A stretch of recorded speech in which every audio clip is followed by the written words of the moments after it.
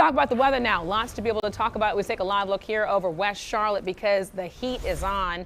We're talking about some pop-up storms too as I bring in meteorologist Brandon Lawson. Yeah, we can see those pop-up storms today because all that moisture in the atmosphere, Alicia. That moisture is going to allow for some of those storms to pop up, and we're also dealing with the dangerous heat because of the mugginess as well. You can see the moist air over our region today. We've got a cold front to our north, which honestly, that cold front probably would have made it here if it wasn't for Chantal earlier this week. That actually kind of kept that cold front away and kept it further north. But we still are going to see pop-up storms today. Got a little bit of upper level support for some of those storms to pop up. Very hit or miss storms. I'm thinking just a few downpours here and there. Most of us will stay dry today, but if you do see a downpour, maybe it lasts about 30 minutes and it should dissipate and get out of your area. Overnight tonight, we'll dry things out, and then by tomorrow afternoon, we are going to fire things back up again, except I think tomorrow the storm coverage will be a little bit more widespread than it is today. I'm expecting numerous showers and storms to develop tomorrow, and these will contain heavy downpours. Could be some slow movers as well, which could lead to some localized flash flooding concerns,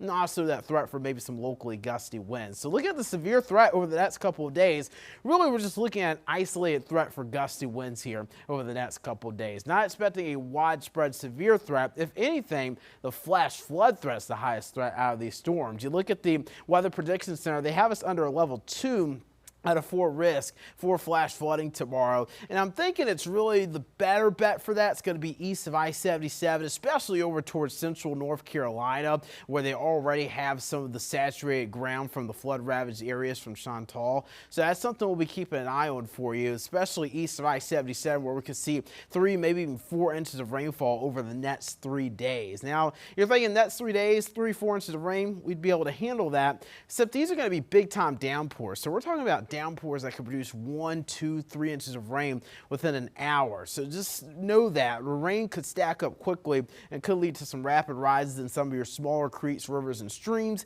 especially in poor drainage areas. So please, please, please use caution. If a flash flood warning is issued for your area over the next 3 days, just make sure to try and get to higher ground if you can, for sure, especially if you live near a body of water. Here's a look at dew points here. Notice dew points in the lower 70s today.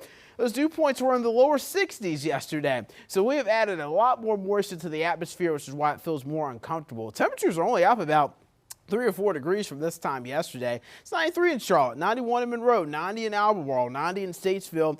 We got low 80s right now in the mountains, but against the feels like temperature, that really adds to it. So today's highs will be in the upper 90s, but it already feels like triple digits in many locations. So it feels like 100 degrees in Monroe, Rock Hill, Wadesboro, Albemarle, Rockingham. It feels like 102 in Sherrall, feeling like 97 in Charlotte, and even the Gas House, it feels like 100 in Gastonia. Could feel like 103 at times later today. We'll call it feeling like 100 on Wednesday, and then Thursday it'll feel like 97 with those temperatures dropping more so towards the low 90s. Our temperatures will get cooler through the middle of the week because we'll have more storms through the middle of the week, but it's still going to feel uncomfortable with that tropical air. Watch out for those downpours, possibly some locally gusty winds here through the middle of the week, and then we'll taper those storms down a bit with more pop-up storms heading into the weekend, Alicia.